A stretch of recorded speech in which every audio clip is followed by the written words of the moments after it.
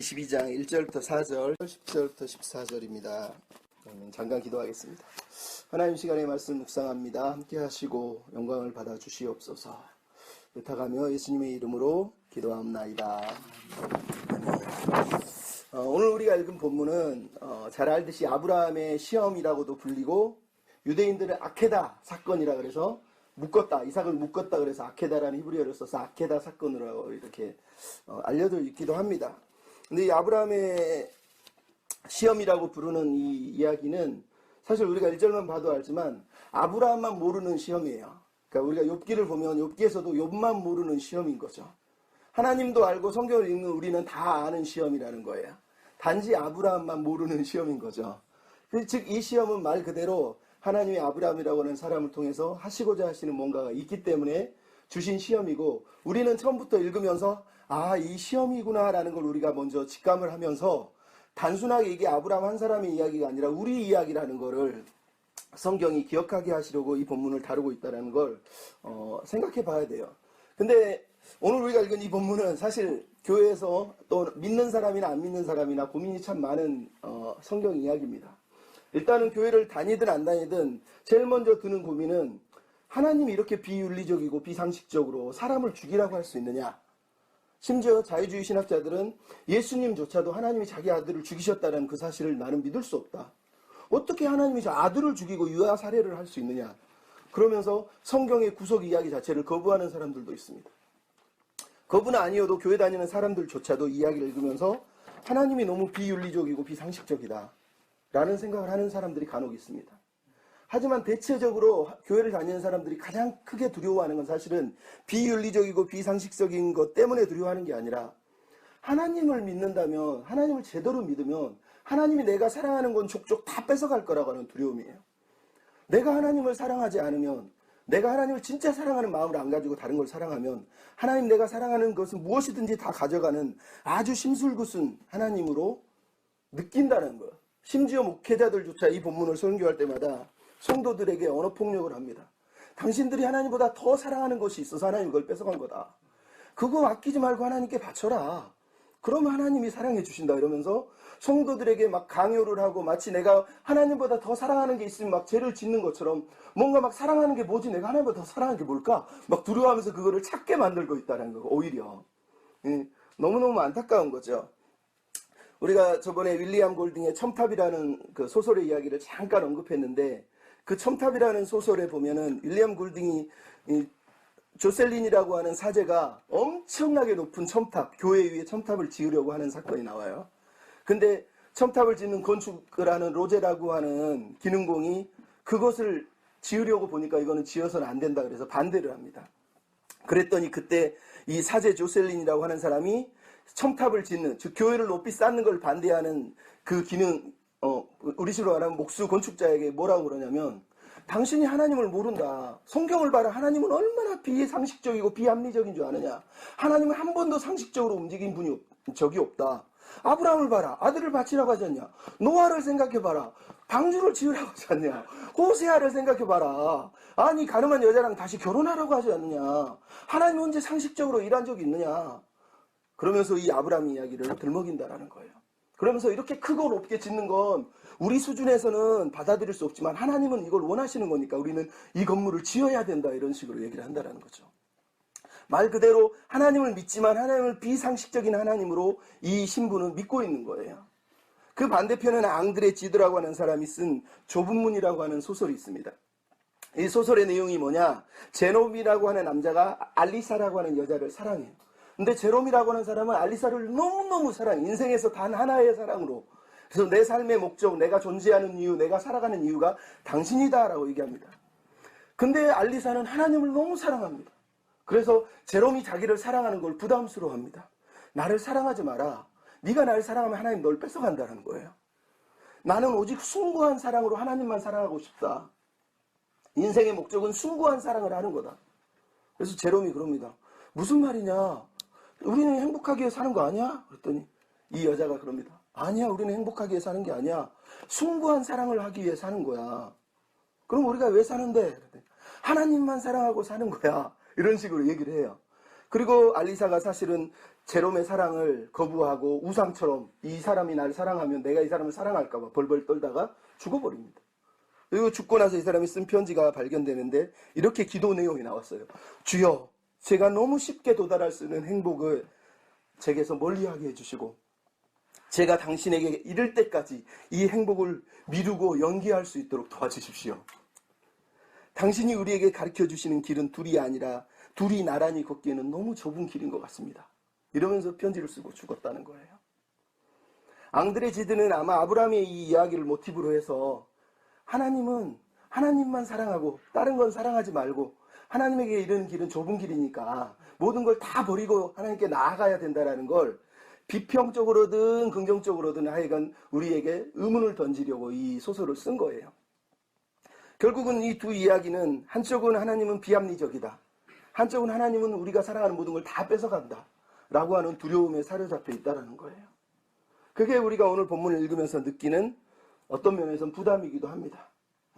어떤 사람들은 그래서 하나님을 사랑하는 게 뭘까? 아브라함 이야기가 왜 설교를 많이 하면서도 실은 아브라함의 이야기 속에서 우리가 내가 하나님을 더 사랑해야지 이런 마음은 있기는 한데 뭔지 모르는 깨름직한 마음들이 늘 우리 마음에 남아있다는 거예요.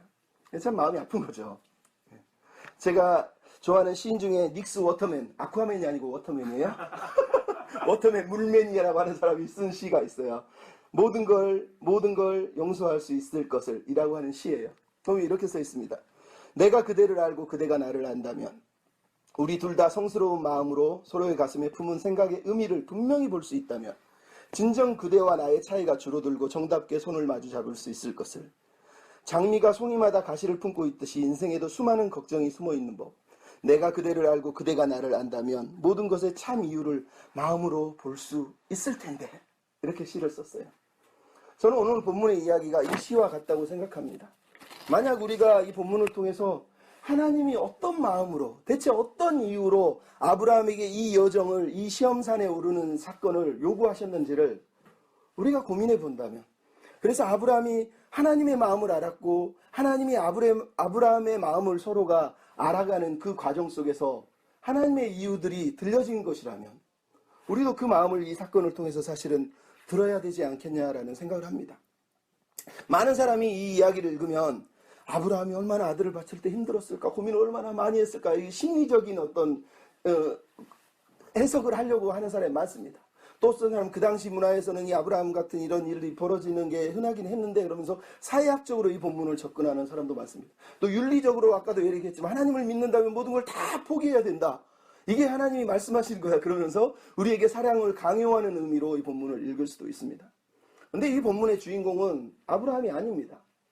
물론 아브라함의 이야기가 아브라함이 주인공 중에 한 사람이지만 실제적인 주인공은 성경은 언제나 하나님이세요. 하나님이 지금 아브라함에게 이 아들을 바치라고 했을 때 하나님은 어떤 마음으로, 왜, 무엇 때문에 이 아브라함을 이 여정으로 보내고 있는지 그것들을 우리가 들어야 된다는 거예요. 그래야지 이 사건 속에서 하나님이 품고 있는 마음을 우리가 배울 수가 있는 거예요. 성경은 아브라함의 믿음을 우리가 모델로 본받으라고 제시하고 있는 건 맞지만 그럼에도 성경의 이야기는 아브라함의 믿음이 아니라 그 믿음보다 더 크신 하나님의 이야기란 말이죠. 그래서 우리는 이 본문을 읽으면서 하나님이 아브라함을 아들을 바치라고 산으로 보내시는 이 사건 속에서 우리는 대체 하나님 앞에서 어떤 믿음을 가지고 살고 또 어떻게 하나님을 바라보고 살아야 되는지 그런 생각들을 잠깐 하려고 합니다. 먼저 오늘 본문 시작은 이 일 후에, 그 일 후에라고 이렇게 시작을 하고 있어요. 이 단어가 중요합니다. 여러분 늘 말씀드리지만 성경인 신앙인의 삶을 가르쳐서 우리는 여정 중에 있다. 우리는 순례하는 사람이다. 이 땅에 나그네다라는 말을 계속 강조합니다. 여러분 이 일들 후에라고 하는 말은 히브리어는 복수로 돼 있어요. 데바림이라고 하는 복수, 사건들이라는 거예요. 그러니까 이 말은 21장의 사건 이후가 아니라 12장에서 하나님이 아브라함을 부르신 때부터 22장 사건 전까지의 모든 사건들이 일어난 후에 하나님이 아브라함을 지금 불렀다고 말하고 있다는 거예요.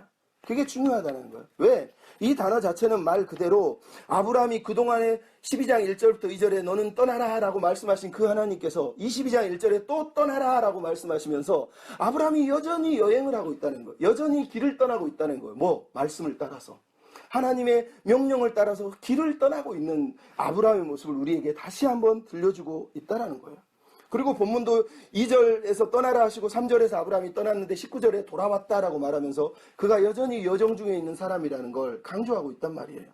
그러니까 하나님을 믿는 사람들은 인생이라고 하는 것이 아브라함처럼, 아브라함만 살펴봐도 알아요. 그냥 한 집에 한 곳에 딱 정착해가지고 나 혼자 행복하게 기분 좋아 이러면서 사는 게 아니라는 거예요.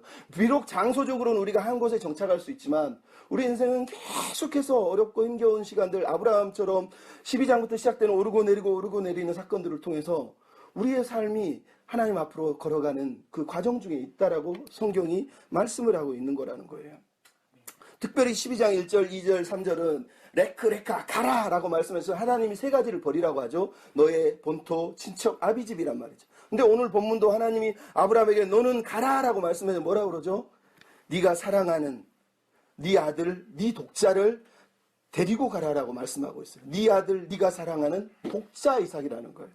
똑같은 세 가지의 구조를 가지고 하나님이 12장에 있었던 그 사건이 이 12장에서 또 반복되고 있다는 걸 우리가 알 수 있어요. 즉 하나님의 명령은 계속해서 우리에게 떠나라라고 아브라함에게 말하듯이 말씀하고 있는 거예요. 단지 달라진 게 있다면 12장에서는 너의 본토 친척 아비집이라고 하는 그냥 환경적인 걸 떠나는 거지만 22장에서 하나님이 떠나라고 했을 때 내 아들 내가 사랑하는 네 독자라는 말은 말 그대로 아브라함이 생명을 버리는 사건, 자기 인격과 의지와 감정과 관계된 자기 모든 것과 관계된 사건이 지금 벌어지고 있다는 거예요. 그것만 차이가 있는 거예요. 결국은 여전히 하나님은 떠나라고 말씀하신다라는 이 사건이 12장에서도 떠난 이유가 뭡니까? 하나님의 비전 때문에 떠났다면 22장 이 사건 또한 결국은 하나님의 비전 때문에 하나님의 의도 때문에 이 길을 떠나고 있는 거예요.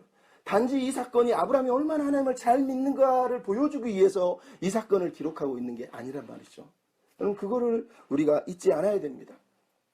그래서 제가 아는 교수님 중에 백석대학교 유효준 교수님이 쓴 책 중에 구약에 장막 치시는 하나님을 따라서라고 하는 책이 있습니다. 책 제목은 그 이야기가 무슨 이야기인지 이미 다 그려져요. 구약시대에 제사장들과 이스라엘 백성들이 어떻게 살았습니까? 항상 하나님이 가라 그러면 가다가 서라 그러면 장막을 치다가 또 가자 그러면 장막을 걷어서 또 따라가고 계속해서 하나님이 이끄시는 대로 따라서 걸어가는 거예요. 그게 사실은 우리가 이 땅을 살아가는 삶의 모습이라는 거예요. 근데 우리는 그런 하나님이 너무 싫은 거예요. 계속해서 내가 원하지 않는, 내가 알 수 없는, 이해할 수 없는 길로 나를 데려가는 그 하나님이 너무 싫은 거예요. 차라리 안전하고 평안하게 살 수 있게 해주는 물질도 있고 저쪽에 가면 많은 것들이 있는데 굳이 내가 하나님 믿으면서 이렇게 힘들게 사냐 그러면서 하나님 믿으면서 힘든 게 마치 죄처럼 느끼는 사람들이 너무 많단 말이죠. 근데 성경은 우리는 하나님의 말씀 따라 계속 걸어가는 사람들이에요. 어젯밤에 우리 사울이 형제가 요즘 찬양이 너무 좋다 그러면서 부른 찬양이 뭐였습니까? 기억나십니까? 기억도 안 나지? 주의 인도하심 따라 주의 인도하심 따라 어디든지 주를 따라 주와 같이 가려네. 이 찬양을 부르면서 울었대요. 여러분 사실 근데 이 찬양이 신앙인의 삶인 거예요. 우리는 주님이 인도하시는 대로 따라가는 존재들이라는 거예요. 비록 이 아브라함의 이야기가 엄청나게 길지만 이 시작 자체가 우리에게 들려주는 거예요. 아브라함은 지금 하나님의 말씀을 따라서 이 여정을 시작하고 있는 거예요. 그래서 여러분 하나님을 믿는 백성들은 도상에 있는 여정 중에 있는 백성이라는 걸 다시 한번 강조를 하는 거예요. 하지만 이 말을 들으면 어떤 사람은 이런 얘기합니다. 인생이라고 하는 것은 우연이거나 아니면 번뇌의 연속이거나 아니면 불안을 느끼는 존재들 그냥 불안한 상태로 살아가는 거다. 그러니까 우리가 여정 중에 있는 건 맞지만 그냥 여정 자체가 의미가 있는 거다 이렇게 가르치는 사람도 있습니다. 하지만 성경은 우리에게 그렇게 얘기하지 않습니다. 여정은 언제나 목적이 있다라는 거예요. 목적지가 정해져 있다라는 거예요. 아브라함의 이야기도 여정을 하고 있지만 12장부터 22장 계속 아브라함이 걸어가고 있지만 이 걸어가는 이 여정 속에는 하나님의 목적과 하나님의 꿈이 있다는 거예요. 근데 더 중요한 건 뿐만 아니라 어떤 사람은 이렇게 얘기합니다. 인생이 여정이다 그러면 뭘로 가나 서울만 가면 되지. 즉 목적지만 도착하면 되지라고 얘기한다는 거예요. 근데 성경은 그렇게 얘기하지 않아요. 아브라함이 22장에 아들을 바칠 수 있는 그 자리까지 오는 데는 12장부터 일어난 기나긴 사건이 있었던 거예요. 그냥 갑자기 하나님이 나타나서 이삭 바로 주고 하나님이 부르자마자 이삭 바로 75세에 주고 낳자마자 바로 바쳐 그러면 얼마나 쉬워요. 근데 그 기간 동안을 하나님이 여행하고 걸어가게 하시는 이유는 이 여정 자체에도 목적이 있지만 목적지에 대한 목적도 있지만 이 여정과 과정 자체에도 목적이 있다는 거예요. 우리가 그것들을 기억하면서 아브라함의 이야기를 생각해 봐야 된다는 거예요. 아브라함이 살아온 삶을 보십시오. 하나님의 말씀을 따라 떠났을 때 때로는 두려움에 떨기도 하고, 때로는 이별의 아픔을 겪기도 하고, 때로는 가족과 헤어지기도 하고, 때로는 자기가 사랑하는 사람을 잃어서 죽음의 아픔에 처하기도 하고, 수많은 공경 속에 처한 게 아브라함의 삶이에요. 12장부터 22장까지의 모습을 보면. 그럼에도 불구하고 여전히 하나님은 그 아브라함을 또 끌고 가고 있고, 아브라함은 여전히 이 하나님의 음성을 듣고 또 다시 한번 방향을 잡고 달려가고 있단 말이죠. 이게 우리 인생이 중요한 겁니다. 우리가 살다가 어떤 사건을 만나든 우리는 우리 인생의 주인이 아니에요. 우리를 끌고 가시는 분이 계시고, 우리가 할 일은 그분의 음성을 듣고 그분의 이끄심을 따라가는 거예요. 단 따라갈 때 중요한 건 아까도 말씀드렸지만 속도가 아니라 방향이고 깊이라는 거예요. 그냥 빨리 가는 게 목적이 아니라는 거예요. 아브라함의 이야기를 통해서 분명히 드러나잖아요. 만약 빨리가 목적이면 아브라함이 100세에 이삭을 낳을 이유가 없어요. 아까도 말했지만 그냥 바로 아들을 낳으면 되잖아요. 그냥 바로 뿅 하면은 마리아도 뭐 처녀 때 낳는데 왜 못 낳아요, 사라가. 응? 뿐만 아니라 왜 이삭을 지금 꼭 굳이 지금 드려요. 처음에 낳자마자 바로 드려도 되는 거 아니에요. 그러니까 하나님의 목적은 이 여정이, 이 신앙의 여정이 단순하게 빨리 가는 데 있는 게 아니라는 거예요. 우리는 하나님의 어떤 사람은 빨리 천국 가고 싶어요. 뭐 그 소원은 그나마 이쁜 거예요. 근데 어떤 사람은 하나님 나 빨리 꿈 이루어주세요. 빨리 내 비전 이루어주세요. 빨리 나 큰 교회 하고 싶어요. 뭐 빨리 나 부자 되고 싶어요. 이런 소원들이 있잖아요. 성경은 그렇게 우리 인생을 정의하지도 않고 그렇게 살라고 부르지도 않고 있는 거예요. 매 순간 하나님 우리를 이끌고 계신다고 믿는다면 그분의 인도하심을 따라서 우리가 살아내야 된다라고 말씀을 하고 있는 거란 말이죠. 최근에 스카이캐슬 드라마를 보면서 마지막 장면을 우리가 엔딩을 판타지라고 하면서 사람들이 막 비판하잖아요. 예. 그나마 그렇게 판타지라도 보여주면서 우리 이렇게 살지 말자. 실제로 송재정 작가가 그렇게 오나라 씨하고 대화 인터뷰하면서 그랬대요. 오나라 씨 가정이나마 그나마 입시 지옥에 머리는 골머리 쓰지만 그래도 가정은 행복하지 않느냐. 제발 애들 행복하게 집에서는 있게 해줘라. 집에서까지 와가지고 사람들이 이렇게 귀찮게 높은 꼭대기로 끌고 가려고 하느냐 이런 얘기예요. 여러분 이게 뭐 그 드라마 얘기입니까? 우리 교회 얘기기도 하고 우리 인생 얘기잖아요. 우리는 여전히 하나님의 이끄심을 믿지 못하기 때문에 내가 빨리, 내가 먼저, 내가 얼른, 내가 원하는 곳에 이루고 싶은 마음들이 너무 강한 거예요. 그래서 아들조차도 내 꿈을 이루기 위해서 스카이캐슬 같은 드라마에 보면은 무조건 서울대 의대만 보내지 않으면 자기 인생은 망가진 것처럼 여긴단 말이에요. 얼마나 비참합니까? 결국은 이 여정은 믿음의 성숙을 위한 여정이라는 걸 여러분 기억할 필요가 있습니다. 하나님의 아브라함을 끌고 가시는 이유는 단순하게 아브라함 자체가 그냥 시키는 대로 로봇처럼 순종하는 사람이라는 걸 보여주기 위해서 끌고 가고 있는 게 아니에요. 아브라함이 22장에서 보여주고 있는 이 놀라운 믿음의 모범으로서 믿음의 아버지라고 불리게 된 사건, 결정적인 사건이 바로 이 사건이잖아요. 근데 이 사건은 이전 이야기들이 없으면 이 사건에 도달할 수가 없어요. 이전 이야기들이 쌓여서 지금 이 사건에 온 거예요. 그러니까 하나님은 갑자기 아브라함에게 이삭을 주고 바치라고 말하지 않는 이유가 여기 있단 말이에요. 그 과정들을 다 지나서 이 자리까지 갈 수 있는 사람이 이 일을 할 수가 있는 거예요, 일단은. 그럼에도 불구하고 이 사건은 우리에게 그럼에도 믿음의 모범으로서 제시되고 있는 건 분명해요. 왜? 아브라함은 이 과정을 통해서 이 일들을 다 겪으면서 믿음이 성장했고, 반대로 얘기하면 하나님은 이 연약하고 두려워 떨고 겁에 질려있고 때로는 하나님을 불신하는 이 사람을 하나님 당신의 열심으로 뜨겁게 이 아브라함을 사랑하셔서 결국은 22장의 이 사건의 자리까지 끌고 오신 게 하나님이라는 거예요. 아브라함이 단지 난 믿음이 좋아, 내 아들 바칠 거야 이러면서 지금 가고 있는 게 아니에요. 그 자리까지 수많은 시간을 거치면서 하나님이 그를 다듬으셔서 지금 이 자리에 서 있는 게 아브라함의 모습이라는 걸 기억할 필요가 있단 말이죠. 그래서 22장 3절에 그가 지금 뭐를 하고 있습니까? 하나님의 명령을 듣자마자 즉시 바로 순종했다고 얘기하잖아요. 이 사건은 12장 1절에도 2절 3절에도 보면 하나님이 친척본토 아비집을 떠나라 했을 때 아브라함이 즉시 순종했잖아요. 그러니까 똑같이 순종의 모습은 똑같아요. 단지 처음 순종할 때는 환경을 떠났지만 지금 순종은 아들을 버릴 수 있는 자리까지 가고 있다는 거예요. 이 말을 여러분이 오해해서 우리도 신앙이 깊어지면 아들을 버려야 되는구나 이렇게 읽으시면 안 돼요. 그 뜻이 아니란 말이죠. 이 본문의 의도는 아브라함이 지금 신앙이 얼마나 성장해 가고 있는지, 얼마나 성숙해져 있는지, 하나님이 얼마나 아브라함이라고 하는 존재를 성숙시켜줬는지를 우리로 지금 배우게 하고 있는 거예요. 여러분 22장 2절에 보면 이런 얘기가 나오잖아요. 여호와께서 이르시되 네 아들 네 독자 이삭을 데리고 모리아산으로 가서 바쳐라 그런단 말이죠.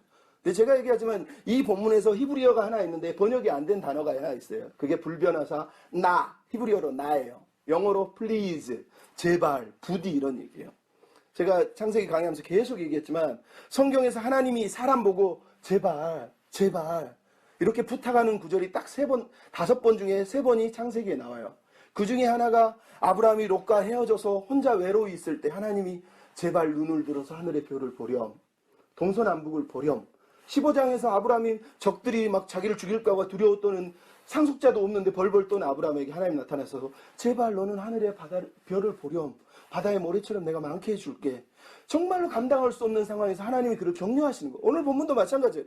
하나님이 대놓고 야 아들 바쳐, 너 안 바치면 너 믿음 없는 거야, 지금 이렇게 말하는 게 아니에요. 정말로 하나님께서 그동안에도 계속 아브라함을 격려하시고 응원하셨던 그분이 이제는 이것을 격려해도 될 만큼 아브라함이 성장했다고 믿기 때문에 이야기를 하는 거예요. 아브라함아 정말로 너 괜찮다. 내가 보니까 정말로 순종해서 사는 너무 멋지게 성장한 거 너무 고마워. 이번에 그럼 이걸 한번 해볼까? 라는 식으로 격려를 하고 있다라는 거예요. 그냥 막 강요를 하고 재촉하고 있는 게 아니라 위로하고 격려하고 힘을 주고 있는 거예요. 말 그대로 하나님이 아브라함을 만드셨고 다듬으셔서 아브라함이 이만큼 준비된 거고 하나님도 아브라함을 이만큼 준비시킨 거예요. 그래서 이제는 네 사랑하는 네가 너무너무 유일한 네 독자 이삭을 바치라는 이 명령을 아브라함이 즉시 순종했다고 말씀을 하고 있어요. 뿐만 아니라 오늘 보면 3절에 뭐가 나와요? 아브라함이 나귀 위에다 실제로 자기가 안장을 얹고 자기가 번제할 쓸 나무를 쪼개서 자기가 준비하고 있어요. 종들이 하는 게 아니에요. 얼마나 아브라함이 철저하게 지금 자기 힘으로 자기 의지로 순종을 하고 있는지 보여주고 있단 말이죠. 왜 이런 명령을 내려요? 뭐 때문에 나한테 이런 얘기를 해요 하나님? 이러면서 불평하고 있지 않아요. 불평을 의도적으로 죽여놨을 수도 있지만 이 이야기가 보여주고 싶은 성경 저자의 의도는 이거란 말이에요. 그가 철저하게 하나님의 음성에 순종할 그 모습까지 이제 성장했다는 거예요. 이제는 이런 명령을 하나님이 하셔도 될 만큼 하나님이 그를 단련시키고 훈련시킨 사람이라는 걸 우리로 보게 하고 있는 거예요. 그런 그가 즉시 떠나고 있는 거예요. 그리고 3일 후에 그 아들을 바치고 있는 사건까지 우리를 끌고 가는 이유가 바로 여기 있단 말이죠. 너 이제 된 것 같아. 너 이 정도는 할 수 있을 것 같아. 야, 너 괜찮아. 하나님 이렇게 격려하고 있는 거지. 대뜸 나타나고 아까 얘기했지만 너, 네 아들 나보다 더 사랑하네? 기분 나쁜데 바쳐. 이러고 있는 게 아니란 말이에요. 여러분 이런 식이면 우리가 어떻게 하나님 믿습니까? 좀 죄송하지만. 너 이삭, 아리엘 바쳐. 그러면 얼마나 이거 말도 안 되는 얘기잖아요. 너 네 재산 바쳐. 하나님 어떻게 그런 말씀 하시냐고요. 하나님은 성경 고린도후서에 뭐라고 그러죠? 우리가 감당할 시험 밖에는 시험을 주시지 않으세요. 이 말은 우리가 감당할 수 있는 수준까지 하나님 우리를 훈련시키시고 준비시키는 거예요. 아무나 우리 보고 예수님이 되라고 하지 않잖아요. 내가 예수님 돼서 대신 십자가에 달릴 수 있나요? 우리는 못해요. 하나님이 아들이시니까 그만큼 준비되신 분이 그 일을 하는 거란 말이죠. 아브라함에게 이 명령을 하시는 이유는 바로 여기에 있는 거예요. 생전 비행기 못 몰아보는 비행기 훈련 받으러 갔는데 갑자기 너 이거 F-16 전투기 몰아 그러면서 태울 수 있나요? 아니요. 절대로 그렇게 하시지 않는 분이 바로 하나님이시란 말이죠. 어떤 단계, 어떤 스테이지를 다 거쳐야 돼요. 아브라함이 12장부터 지나온 여정들이 우리 인생의 여정하고 똑같은 거예요. 우리도 매 순간 하나님이 요구하시는 믿음의 단계들, 스테이지들이 있는 거예요. 학생은 공부하는 단계가 있고 대학생은 공부하면서 미래를 준비하는 단계가 있고 청년은 결혼해서 가정을 꾸릴 단계가 있고 가정을 꾸렸으면 가족을 케어할 단계가 있는 것처럼 신앙도 그런 단계들이 다 있어요. 그거를 스킵하고 넘어가는 그 순간 신앙은 오히려 혼돈되고 무너지는 거예요. 그럼 머리 좋은 천재들이 왜 행복하지 못합니까? 너무너무 똑똑한데 삶을 적응을 못하기 때문에. 이 땅의 돌연변이들이 왜 번식을 못합니까? 돌연변이는 말 그대로 돌연변이에요. 정상적인 단계를 거치지 않기 때문에 돌연변이들은 절대로 번식을 못해요. 똑같은 겁니다. 신앙도 어느 날 돌연변이처럼 태어나가지고 훈련도 안 받았는데 태어나자마자 하나님 사랑해요, 날 드릴게요. 어떻게 이러냐고요. 그 기간과 그 시간을 다 지나가야 되는 거예요. 어떤 사람은 우리 목사님이나 우리 사울 형제 같은 믿음의 자리까지 훈련받으면서 올라오지만 어떤 사람은 아직도 여전히 바닥을 기면서 하나님을 만나면서 조금씩 느리게 가는 사람도 있는 거예요. 우리가 그런 것들을 받아들이지 않으면 안 돼요. 근데 중요한 건 아브라함이 이런 신앙을 거쳐서 지금 이 이야기는 그가 믿음이 성장했다는 거예요. 그래서 1절에 뭐라고 하나님이 부르자마자 아브라함의 대답이 내가 여기 있나이다. 이 이야기에서 핵심이에요. 왜냐하면 1장 11절에 22장 11절에 또 나오는 단어가 내가 여기 있나이다. 그는 하나님이 아브라함을 부를 때 내가 여기 있다 그러고, 또 이삭을 죽이기 전에 하나님이 부르니까 아버지 내가 여기 있나이다 또 얘기해요. Here I am, here I stand라고 말하는 이유. 그는 철저하게 하나님 앞에 지금 서 있는 존재로 준비하고 있는, 대기하고 있는 사람이에요. 이제 이만큼 감당할 수 있어요라는 듯이 하나님의 음성에 기울이고 있는 존재라는 걸 우리가 알 수 있단 말이죠. 더 놀라운 건 뭡니까? 22장 5절에 보면, 22절 5절에 보면 그가 가서 우리가 예배하고 돌아올게라고 말하는 겁니다. 여러분, 아브라함의 믿음이 어디까지 지금 가고 있는지를 우리에게 보여주는 겁니다. 그는 이전에 하나님을 예배할 때 하나님이 약속을 주셨을 때 제단을 쌓았어요. 이별의 아픔을 겪고 나서, 이별의 아픔이 이제 애굽에서 구원을 받고 나서 제단을 쌓았어요. 그죠? 그리고 롯이 떠난 다음에 그 산에서 제단을 쌓았어요. 그 외에도 하나님이 축복을 받고 나서 제단을 쌓았어요. 근데 이제 그는 자기 아들을 바치라는 그 명령을 예배의 마음으로 지고 가고 있다는 거예요. 이제는 그 자리까지 가고 있는 거예요. 아들을 바쳐야 된다. 즉 내가 사랑하는 존재를 내놓으라고 하는 그 음성조차도 예배의 마음으로 지금 붙들고 가고 있다는 거죠. 그러니까 그가 단지 막 축복받고 구원받고 막 행복할 때만 예배하고 있는 존재가 아니라 이제는 이 명령, 이 무거운 것까지도 예배의 마음으로 들고 예배하는 마음으로 올라가고 있는 사람을 우리에게 보여주고 있단 말이죠. 여러분, 이게 중요한 겁니다. 아브라함은 믿음이 이렇게 성장했고 우리도 이렇게 믿음이 성장할 거예요. 하나님은 우리의 이 인생의 여정을 통해서 우리 사모님처럼 나이가 많으신 분뿐 아니라 나이가 어린 형제들도 마찬가지고 그 단계를 거치면서 이전보다 더 나은 존재로 하나님 우리를 깎으시고 만들어 가신단 말이죠. 그러니까 그것도 우리가 인정하고 받아들여야 돼요. 근데 이 말을 하면 사람들이 오해할 수 있습니다. 무슨 오해입니까? 마치 이게 물리적인 시험인 것처럼 이걸 통과를 못하면 내가 앞으로도 못 나가고 성장도 못할 거라고 생각하는 거예요. 사실 그렇지 않습니다. 기독교의 시험은, 하나님이 주시는 시험은 그거를 통과하지 못해도 거기서 무언가를 배우면 그 사람은 성장하고 그 단계를 넘어가는 거예요.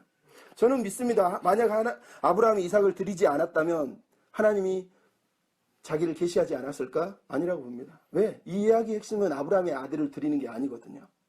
이거는 어떤 의도를 가진 그 목적을 이루기 위한 방편으로서 이 사건을 지금 벌이고 있는 것이지, 아브라함이 이삭을 드리지 않았어도 하나님은 이 산에서 자기를 계시하셨을 거예요. 왜? 이 이야기의 핵심은 하나님이 당신을 드러내고 계시하는 내용, 그게 이 이야기의 전부거든요. 그 중에 아브라함의 믿음은 끼어있는 거지 아브라함의 믿음 때문에 이 계시가 주어지겠는 게 아니에요. 여러분이 믿음이 좋기 때문에 하나님이 뭔가를 더 주는 게 아니에요. 사실은 믿음이 연약할지라도 하나님 앞에 씨름하고 있다면 그 순간 그 사람은 성장해 가고 있고 성숙해 가고 있는 거란 말이죠. 그러니까 괜찮아요. 예수 믿다가 고민해도 되고요. 갈등해도 되고 불평해도 돼요. 단지 거기서 하나님을 붙들어야 돼요. 포기하면 안 되고 그분을 붙들고 사는 거, 그게 중요합니다. 그래서 데릭 키더라라고 하는 사람이 이런 얘기했어요. 이 아브라함의 시험은 그를 좌전시킨 게 아니라 평생 하나님과 동행하는 삶의 절정으로 끌고 간 시험이었다는 거예요. 그러면 하나님 우리에게 주신 시험을 통해서 우리가 하나님과 동행하는 삶, 그런 존재로 만들어 가시는 게 하나님의 의도라는 거죠. 나가서 이 시험은 결국 무엇입니까? 이 여행의 목적지가 하나님이라는 거예요. 이 여행을 통해서 우리가 배우는 건 하나님을 배우는 거예요. 하나님을.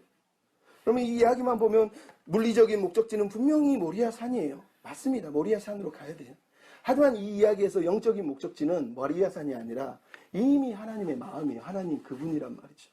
이 이야기를 통해서 하나님이 들려주고 싶은 이야기가 바로 이거란 말이죠.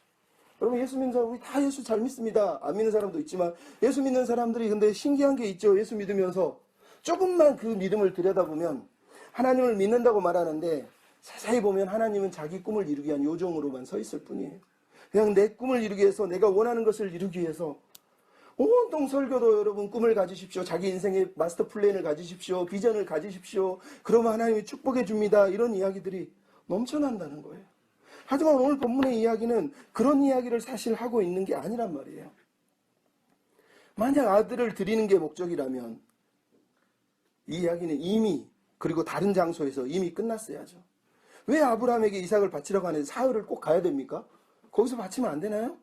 아브라함은 자기가 살던 데서 예배를 얼마나 많이 드렸는데 그 집에서 아들을 바쳐도 되지 않아요? 좀 더 빨리 안 되나요? 더 일찍 가도 안 돼요?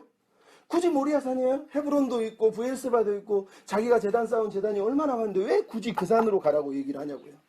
바로 이 이야기에 목적이 있었다는 거예요. 그 목적지가 물론 물리적으로는 모리아라고 하는 장소지만 영적인 장소는 사실 하나님 그분이라는 거예요.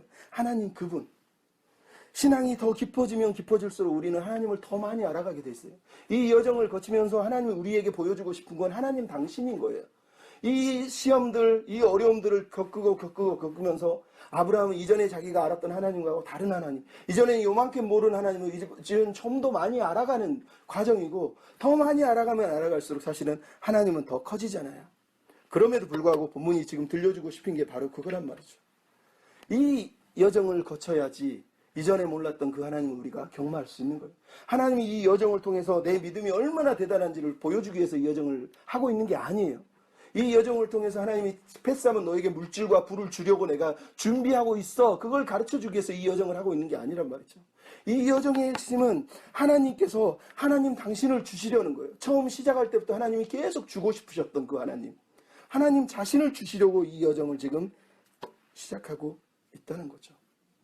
그게 중요한 겁니다. 여러분, 사도 바울이 그랬잖아요. 내가 그 무엇보다 그리스도를 아는 지식에 충만하고 싶다.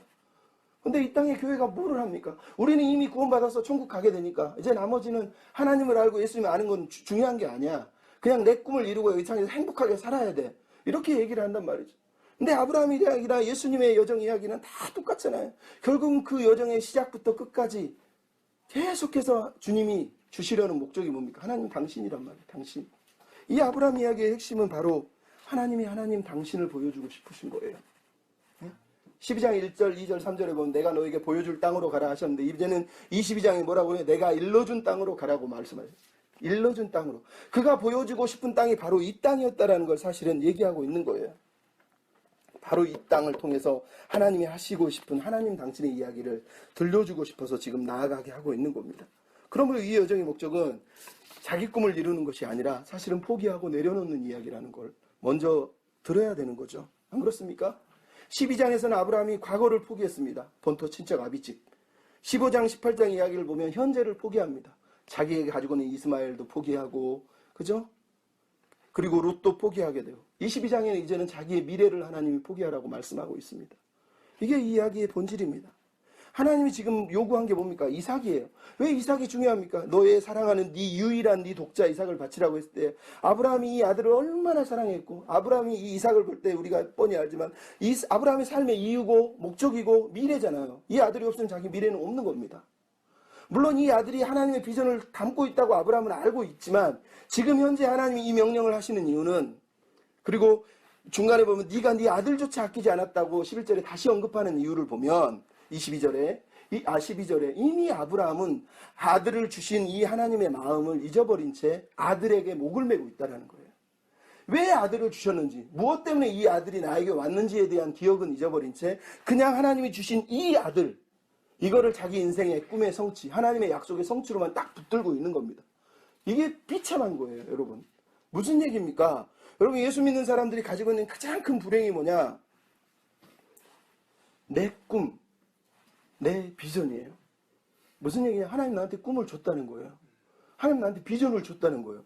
이게 하나님 주신 비전인데 하나님 나한테 줬는데 이거 달라고 할 일이 있느냐? 아니다는 거예요. 이 교회 하나님 내한테 비전을 주셔서 세운 교회인데 이걸 하나님이 달라고 그러겠냐? 아니야. 이건 내가 죽을 때까지 천국 갈 때까지 내 거야. 이게 우리 인생에 비참한 거 아닙니까? 사람들이 그냥 자기 꿈, 자기 비전을 하나님이 줬다는 명분만 세워놓고 그거를 막 모든 것을 다해서 붙들고 있는 걸 우리가 보고 있단 말이지. 근데 하나님은 오늘 얘기하시요. 이삭을 내놓으라는 거예요. 네 꿈도 내놓으라는 거예요. 네 비전도 내놓으라는 거예요. 아브라함에게 하나님 주신 마지막 시험이 이거였다는 걸 우리는 잊어버리면 안 돼요. 수많은 교회가 꿈쟁이들을 만들려고 애쓰고 있어요. 막 꿈쟁이들이 넘쳐납니다. 네 장래를 위해서 미래를 위해서 꿈을 꾸고 계획을 세우고 꿈은 넘쳐나는데 그 꿈을 포기하라고 말하면 어떡할 거예요? 포기할 준비가 돼 있나요? 사실 이 이야기는 아브라함의 인생의 모든 미래, 모든 꿈을 다 내려놓으라고 말한 거하고 똑같은 겁니다. 이게 하나님이 우리를 만약 다루실 때 가장 본질적이고 급진적인 내용이 바로 이거예요. 너 비전이 있다며 그거 포기해. 어떻게 하겠어요? 당신이 주셨잖아요.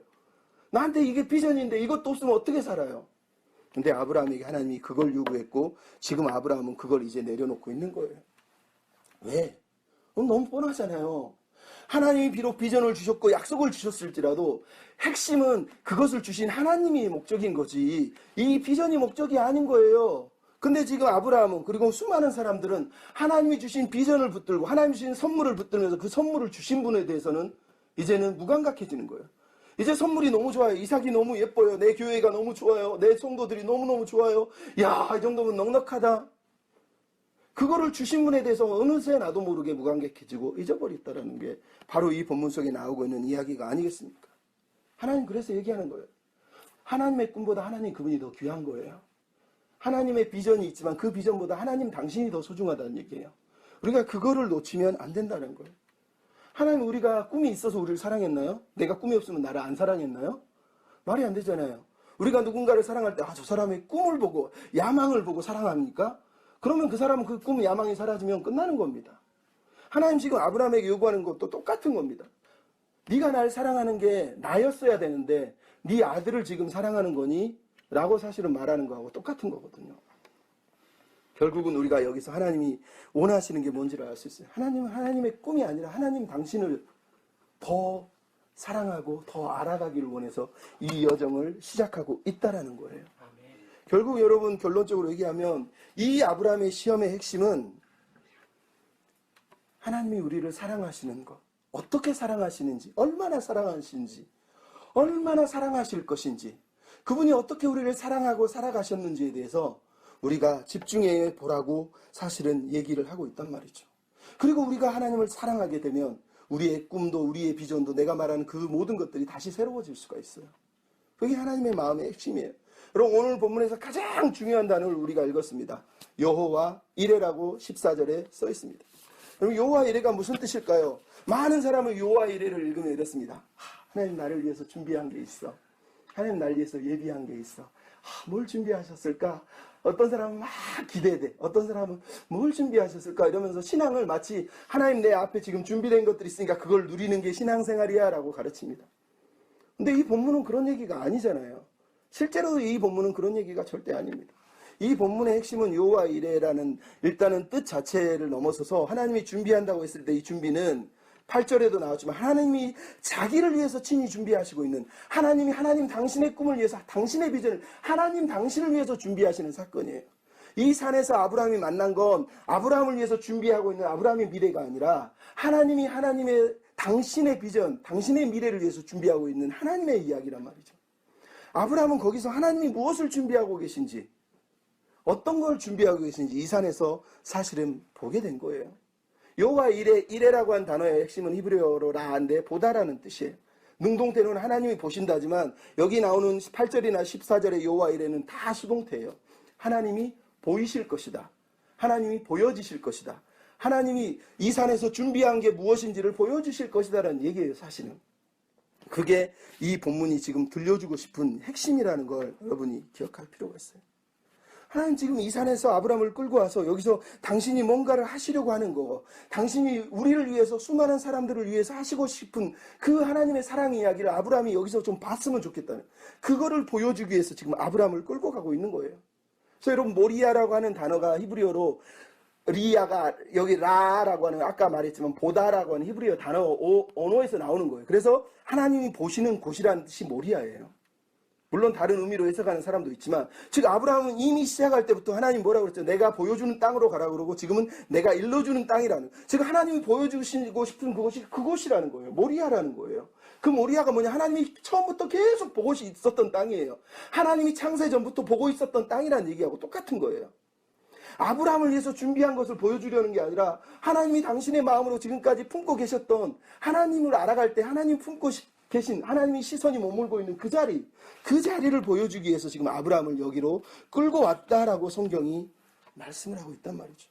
그리고 우리는 다 알잖아요. 어렸을 때 신앙생활 잘한 사람이 이 산이 결국은 나중에 아우라나의 타작마당 예루살렘 성전이 세워지고 결국은 여기에 골고다 언덕에 십자가 예수님이 선다는 걸 우리가 다 알게 된단 말이죠. 그러니까 이야기를 다 알매도 불구하고 이 본문을 읽을 때는 왜 하나님이 나를 위해 준비한 사건만 기억하냐고요.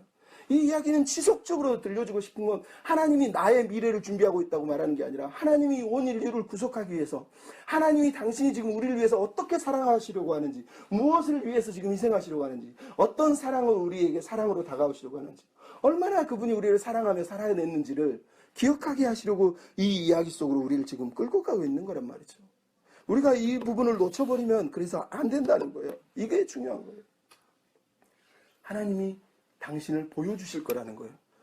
이 산에서 하나님이 준비하고 계신 게 무엇인지를 드러내 주실 거라는 얘기를 하고 있는 겁니다. 그러므로 이 이야기는 아들을 바치는 이야기 아니에요. 너 사랑하는 아들 있어, 바쳐라. 너 사랑하는 사람 있어, 내놔. 네가 나보다 더 사랑해. 이걸 가르쳐 주려고 하나님이 이 사건을 벌인 게 아니란 말이에요. 여러분 미가서 보면 미가서 6장 6절 7절 8절에 특별히 7절에 뭐라 그럴까요? 여호와께서 천천의 수양과 망만의 강물을 기뻐하실까? 그 다음에 내 죄를 위해서 내 맏아들을 드리면 기뻐하실까? 아니다 라고 얘기합니다. 하나님은 이 사건 이후로 단 한 번도, 물론 입다처럼 이상한 사람도 있지만 자기 자식을 바치라고 요구하신 적이 없어요. 왜? 하나님의 의도는 자식을 바치는 게 목적이 아니에요. 미가서 6장 맨 마지막에 뭐라고요? 여호와께서 원하시는 것은 정의를 행하고 인자를 사랑하며 겸손하고 네 하나님과 동행하는 것이 아니겠느냐. 이거는 하나님의 마음. 하나님은 처음부터 하나님의 백성들이 하나님 당신과 동행하는 자가 되기를 원하시는 거예요. 그 비전을 이루기 위해서 그 하나님의 마음을 배우게 하시려고 아브라함을 이 자리로 지금 끌고 오고 있단 말이에요. 결국은 아브라함이 이 산에서 하나님이 준비하고 계신 사건, 하나님이 우리를 얼마나 사랑하셨는지를, 얼마나 준비하고 뜨겁게 사랑하셨는지를 보게 해준 사건이란 말이죠. 이 산에서 그는 그것을 보았던 거예요. 거기서 그가 보았던 게 무엇입니까? 성경이 얘기하잖아요. 우리가 지금 방금 읽은 이야기만 쭉 읽어봐도 알 수 있잖아요. 사랑하는 독자, 네가 사랑하는 독자, 헬라어 단어가, 히브리어 단어가 유일한 딱 하나밖에 없는 아들이란 뜻이에요. 실제로도 지금 현재 아브라함이 하나밖에 없는지 모르겠지만 요한복음에 가면 예수님이 뭐라고 그럽니까? 독생자라고 그러잖아요. 우리가 다 아는 이야기예요. 그러니까 이 하나님이 보여주고 싶은 사건이 결국은 이 아들을 바치는 사건들을 통해서 하나님이 아들을 주시려고 하는 미래에 대한 이야기들을 지금 아브라함에게 이미 들려주고 있다는 걸 우리가 결국은 놓치면 안 되는 거예요. 그죠?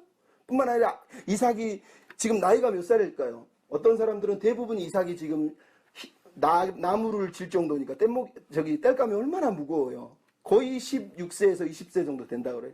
유대인들은 이때 이삭의 나이를 37세라고 해석을 했어요. 왜? 이때부터 사라의 언어가 등장하지 않거든요. 그래서 아브라함이 자기 아들을 바치는 걸 사라한테 얘기를 안 해서 나중에 그 얘기를 듣고 미쳤냐? 아들을 세상에 하나님께 바치려고 그랬냐? 그러면서 거기서 죽었다라고 유대인들이 그렇게 해석을 한 거예요. 그래서 사라가 심리적인 그 트라우마를 못 견디고 이 사건 때문에 죽었을 것이다라고 해서 37이라고 이삭의 나이를 규정한 거예요. 근데 중요한 건 그게 아니라 우리가 알지만 왜 이삭이 순종하는 이야기가 이 이야기의 핵심이 아니지만 여전히 들려집니까? 우리가 알잖아요. 예수님이 도살장에 끌려가는 어린 양처럼 입을 침묵하면서 십자가의 길을, 골고다의 길을 걸어가신 사건을 우리는 이 본문을 읽으면서 은연중에 다시 듣게 되잖아요. 다 알고 계신 이야기지만 또 듣게 된단 말이죠. 뿐만 아니라 여러분 하나님이 아브라함에게 아들을 바치라고 한 이 사건이 얼마나 놀라운 사건이었는지 이 12절에 나온 기쁨의 탄성을 우리가 생각해 보십시오. 하나님이 아브라함에게 그러죠.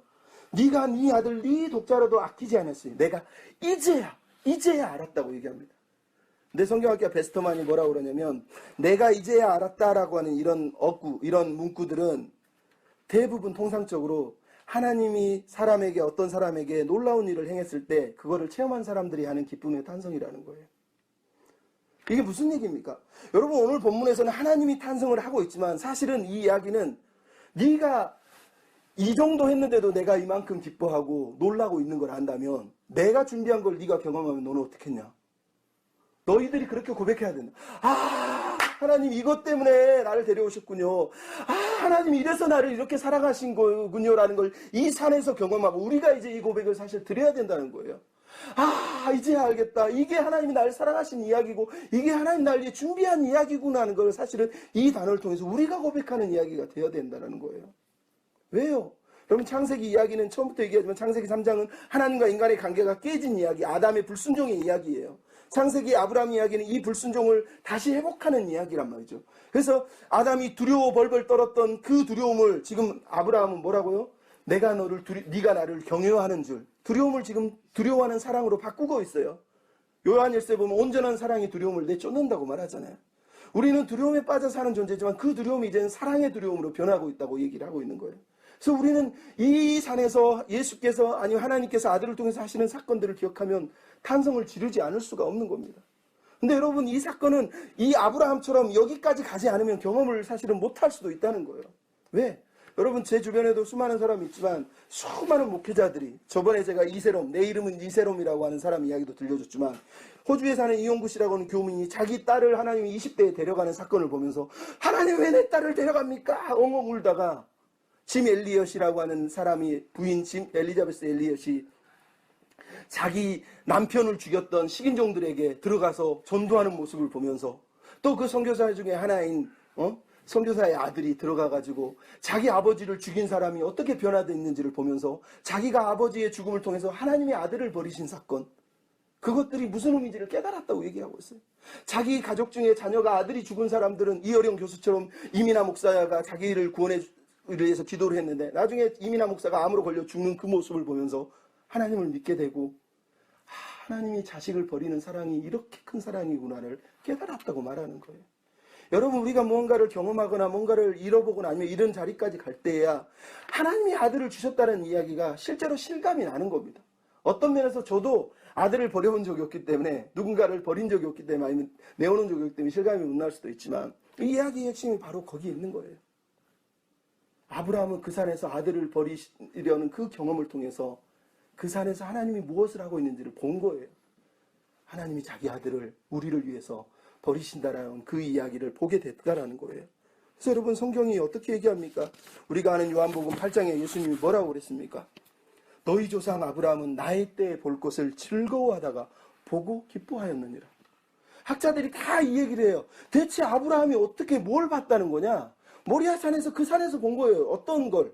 모리아산은 하나님이 계속해서 보고 싶은 그 산, 보고 계셨던 그 시선이 머무던 그 산, 아들을 바치기 위해서 준비하셨던 그 산, 그리고 아들을 바치셨던 그 산, 우리를 사랑하셔서 평생에 이 먼지나는 씨름하는 이 고단의 세상을 거리시다가 십자가에 오르셨던 그분의 사랑, 그 십자가에 달리신 예수님을 보면서 하나님이 이 산에서 준비한 이야기를 아브라함은 본 거예요. 그래서 보고 즐거워하고 기뻐했다고 성경이 얘기를 하고 있단 말이죠. 얘기하잖아요. 바로 이어서 나오는 9절에 17절 18절에 보면 네 씨로 말미암아 대적의 문을 얻을 것이다. 무슨 얘기입니까? 창세기 4장 7절 보면은 사단이 가인 앞에 와서 뭐라 그러죠? 뭐 가인이 온 건 아니지만, 가인 앞에 온 건 아니지만 죄의 문이 죄의 소원이 네 앞에 있다. 죄가 네 문 앞에 웅크리고 있다.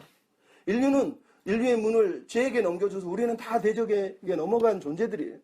하지만 하나님은 아들을 주셔서 그 아들이 이 문을 부수시고 대적에게 붙들린 우리를 해방시켰어서 우리가 다시 하나님의 백성으로 세워가는 그 비전을 위해서 이 일을 하시려고 하고 있다는 걸 아브라함이 지금 들려주고 있는 사건이 바로 이 사건이라는 얘기를 하고 있는 겁니다. 제가 뭐 비슷한 반복을 하고 있지만 결론은 똑같은 겁니다. 여러분, 하나님이 아브라함에게 이 경험을 통해서 보여주셨던 이 이야기를 우리는 이 본문을 통해서 읽어야 되는 거예요. 단지 하나님 나를 위해서 뭘 준비했을까? 내 요아일에 나에게 준비한 그 선물은 뭘까? 그 이야기를 하나님이 하시려는 게 아니야. 너 아들 안 바치면 너 죽을 거야. 너 네 사랑하는 거 다 내가 뺏어갈 거야. 이 이야기를 하고 있는 게 아니란 말이죠. 이 경험을 통해서 하나님이 얼마나 우리를 사랑하셨고, 우리를 사랑하시려고 얼마나 자기를 버리셨는지, 또 우리를 사랑하시기 위해서 어떻게 살아내셨는지, 그분은 또 우리를 사랑하시고 살아내기 위해서 어떻게 그 골고다와 십자가 길까지 걸어가야 되셨는지, 그거를 하나님은 계속해서 보시면서 아브라함은 드리려다 못 드린 그 힘겨운 일을 아버지 하나님은 했다는 거예요. 너는 안 해도 되지만 나는 이렇게 할 거야 라고 하나님이 우리를 사랑한 사건이지 아브라함이 하나님을 사랑한 사건이 아니에요. 물론 아브라함은 하나님을 사랑했지만 실제로 이 이야기의 핵심은 하나님이 우리를 얼마나 사랑하시고 우리를 위해 충성을 다하고 있는지 보여주는 사건이에요.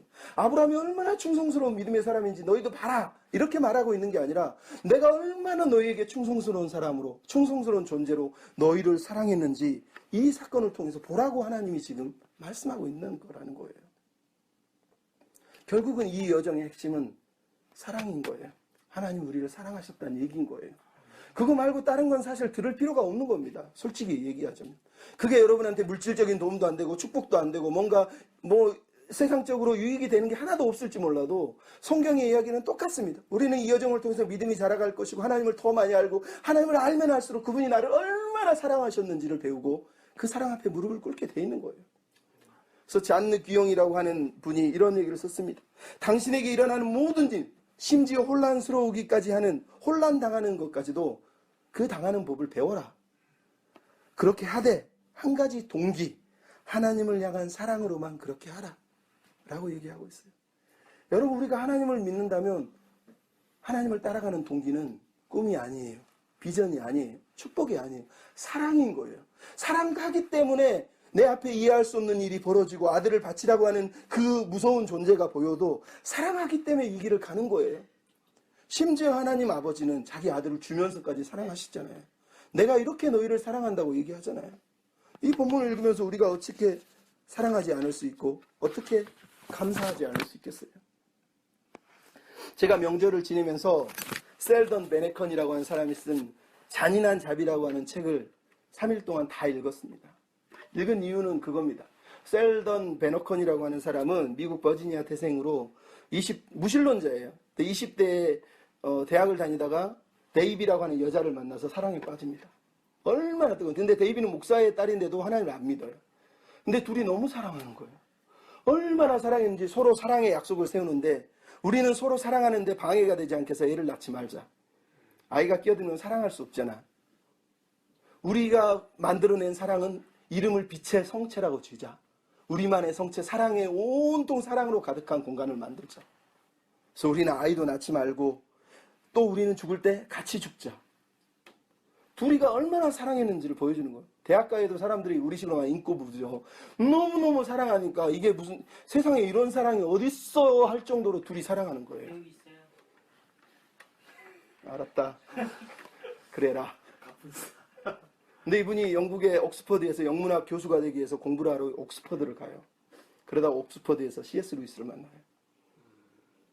두 사람이 C.S. 루이스의 책을 읽으면서 이 사람이 옥스퍼드 교수래, 영문학 교수래. 근데 와, 근데 이거 기독교 같은데?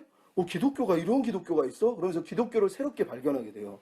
그래서 그때부터 기독교에 대해서 탐닉을 하는데 목사 딸이니까 데이비는 하나님을 너무 빨리 받아들이고 완전히 하나님께 사랑에 헌신해요. 근데 이 남자 베네컨은, 셀던 베네컨은 하나님을 어렵게 C.S. 루이스가 편지를 주고받으면서 간신히 하나님을 믿어요. 그때부터 하나님을 막 C.S. 루이스 책을 가르치면서 증거를 해요. 근데 문제가 생겼어요. 자기 와이프가 하나님을 너무 사랑한 거예요. 그게 질투가 났어요. 왜? 그동안 예수 믿기 전에 이교도의 사랑을 자기들이 빛의 성체라고 이름 지어서 우리는 정말로 헤어지지 않고 우리 사랑 사이에는 아무도 끼어들지 못하게 하자 이런 꿈을 꾸었는데 하나님을 믿더니 이 여자가 자기보다 하나님을 더 사랑하는 거예요. 자기도 하나님을 사랑하는데 이걸 받아들일 수가 없는 거예요. 너무너무 괴로웠어요. 근데 자기 부인이 40대 초반인데 시름시름 앓다가 죽어버립니다. 그래서 이 사람이 그때부터 고민에 빠진 거예요. 물론 내가 그래도 사랑이 깨진 거, 서로 틈이 벌어진 것도 하나도 없는 거예요. 단지 하나님을 사랑한 게 너무 약간 질투가 났을 뿐인데 갑자기 죽어버린 거. 그때 고민이 생겨서 C.S. 루이스한테 편지를 쓰면서 그동안 있었던 사랑 이야기를 다 들려준 거예요. C.S. 루이스가 그 편지를 받고 깜짝 놀라면서 어떻게 그렇게 사랑할 수 있느냐. 대단하다. 그러면서 이제 얘기해요. 하지만 내가 당신을 볼 때 한 가지 잘못된 게 있다. 그러면서 이제 언급하는 거예요. 당신이 두 사람의 사랑을 지키기 위해서 자녀를 낳지 않겠다고 했다는 걸 들으니 당신들은 문제가 있다. 또 하나는 같이 죽겠다고 지금 자살할까 생각하고 있는 거 보니까 당신은 사랑을 오해하고 있다. 하나님은 성경을 보면 남편과 아내가 한 몸이 되게 하셨지만 한 몸 돼서 그 한 몸으로 끝나라고 그 사랑을 부른 게 아니다. 그 사랑의 목적지는 거기가 아니라 우리를 넘어서 하나님이다. 우리와 하나님이 돼야 되고 그리고 우리와 하나님을 넘어서 하나님과 우리의 자리까지 가지 않으면 성숙한 삶을 살 수가 없는 거다.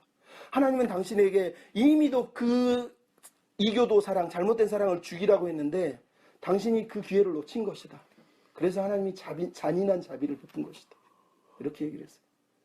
Severe mercy, 잔인한 자비예요. 너무 사랑하는데 그 잔인하게 냉정하게 하나님이 이 여자를 데려갔다라고 얘기를 하고 있는 거예요. 그러면서 말합니다. 이제 당신의 아내가 사랑했던 그 하나님을 당신이 사랑하시고 당신의 아내가 꿈꿨던 하나님의 사랑을 가지고 당신도 이제 이 길을 계속 걸어가야 됩니다. 아무리 힘들어도 포기하면 안 됩니다. 그럴 때 당신의 아내가 당신을 보고 행복해할 거예요. 포기하지 마시고 끝까지 가세요 라고 얘기합니다. 그래서 이 베네컨이라고 하는 사람이 이 이야기를 들으면서 자기가 얼마나 하나님을 사랑한다고 말하면서도 사실은 하나님을 질투했다라는 거예요. 그것 때문에 마음이 아프면서 아내가 죽고 20년 후에 책을 낸 게 셀던 베네컨의 잔인한 샵이에요. 근데 재밌죠? 이걸 가르쳐준 C.S. 루이스는 60세에 짐 데이비슨이라고 하는 여자를 만납니다. 존인가? 갑자기 헷갈리는데. 근데 이 여자가 암에 걸려서 이미 시한부 선고를 받았어요. 근데 이 사람하고 결혼하기로 결정을 합니다. 그리고 4년 후에 여자가 죽습니다. C.S. 루이스는 60대인데 이제 막 해. 평생 독신으로 살려던 사람이 결혼을 했는데 아내가 죽어버린 거예요. 얼마나 그 4년 동안 애절하게 사랑했겠어요. 그래서 쓴 책이 헤아려 본 슬픔이거든요. 하나님 왜 내 아내를 데려갔습니까? 그러다가 그가 마지막에 보면 끝에 이런 단어가 나와요. 하나님은 내가 카드로 지은 성을 무너뜨리려고 그렇게 하셨다. 즉 베네건에게 했던 그 내용을 자기가 떠올리는 거야. 셀던 베네건은 빛의 성체라고 해서 그 빛의 성체가 뭐냐? 결국은 카드로 만든 집이라는 거예요. 하나님 우리에게 견고한 예루살렘을 세우고 싶은데 우리가 빛의 성체가 카드로 만든 집, 훅 불면 날아갈 성체를 붙들고 그렇게 살았다고 얘기하면서 하나님을 다시 기억하고 하나님을 사랑하는 마음을 보이면서 이 길을 가요. 그래서 두 사람의 그 책이 다시 그 죽음을 딛고 일어서서 하나님을 향한 사랑으로 나아가는 것을 제가 읽었거든요. 여러분 맞습니다. 제가 뭐 오늘 우리 사울이도 있고 해서 길게 얘기하지만 여러분 하나님이 우리를 향해서 원하시는 건 언제나 똑같아요. 베드로에게 예수님이 뭐라고 그랬습니까? 너 나 사랑하니? 너 나 사랑하니? 다 끝났어. 너 나 사랑하니? 사랑한다고 예수님이 베드로가 고백을 하니까 그때서야 일을 맡기시잖아요. 우리 식으로 얘기하면. 사랑하지 않으면 사랑이 없으면 아무 의미가 없는 거예요. 그렇게 생각하지 않습니까? 하나님이 우리에게 요구하시는 이야기, 사랑의 이야기 그렇게 받았으면 좋겠어요. 제가 우리 임소희 사모님한테 사랑하다 살아가다라고 한 책을 선물로 했는데 전 제목을 읽으면서 처음에는 왜 살아가다 사랑하다가 아니지 그랬거든요. 왜냐면 대체로 우리는 살면서 사랑을 배운다고 생각하잖아요. 근데 그 책을 읽으면서 결론을 내렸습니다. 하나님을 믿는 사람은 내가 얼마나 사랑을 받았는지 그 사랑이 얼마나 큰지를 알면 사랑으로 살아가는 거구나. 사랑하면서 사는 게 우리의 삶이구나 라는 걸 생각해 보았습니다. 사도 바울이 그랬잖아요. 아들까지 아끼지 아니하십니까? 그 사랑을 누가 끊겠느냐. 그죠? 그렇다면 우리도 사랑의 마음으로 그 사랑에 힘입어서 나머지 길을 또 가야 되지 않겠습니까? 그런 믿음의 또 사랑의 삶을 저와 여러분 살아냈으면 좋겠습니다. 우리의 삶이 은혜임을 고백하고 세상 살아가는 동안 그 끝없는 사랑 앞에 감사하시면서 길을 갔으면 좋겠습니다. 우리 요셉 형제는 시간이 너무 길어서 미안하고 우리 사울이는 더 해달라고 그래서 중요한 건 사랑하는 마음을 우리가 가지고 살았으면 좋겠습니다. 어떠한 환경에 있어도 사랑의 마음으로 주님을 따라가는 저와 여러분 됐으면 좋겠습니다. 주나의 모습 보내 주나의 모습 보내 상한 나에만 보시네 상한 나에만 보시네 주나의 눈물 안에 주나의 눈물 안에 홀로 울던 맘 하시네 주 사랑 내게 있네 주 사랑 내게 있네 그 사랑이 나를 채우네 그 사랑이 날 채우네 주네 내게 있네 주네 내게 있네 그네로 날 세우네 세상 소망 다 사라져도 세상 소망 다 사라져가 주의 사랑은 끝이 없으니 살아가는 이 모든 순간이 주 은혜임을 나는 믿네 세상 소망 사라져가도 주의 사랑은 끝이 없으니 살아가는 이 모든 순간이 주의 힘을 나는 믿네. 세상 소망 다 사라져가도 주의 사랑은 끝이 없으니 살아가는 이 모든 순간이 주의 힘을 나는 믿네. 우리 이 말씀을 생각하며 잠깐 기도하고 마치겠습니다. 하나님, 내가 이 땅을 살아갈 때 이해할 수 없는 순간들, 알 수 없는 시간들을 겪을 때마다 하나님의 사랑을 기억하게 하시고 그분이 얼마나 사랑하셨는지, 얼마나 사랑하고 계신지, 어떻게 사랑하며 사셨는지를 기억하고 우리도 그렇게 사랑하며 살아내는 믿음의 백성 되게 해주시옵소서. 우리의 믿음이 하나님의 비전, 꿈, 그거보다 더 크신 하나님 그 사랑 앞에 머물게 해주시옵소서. 우리 같이 기도하고 마치겠습니다. 사랑하는 아버지,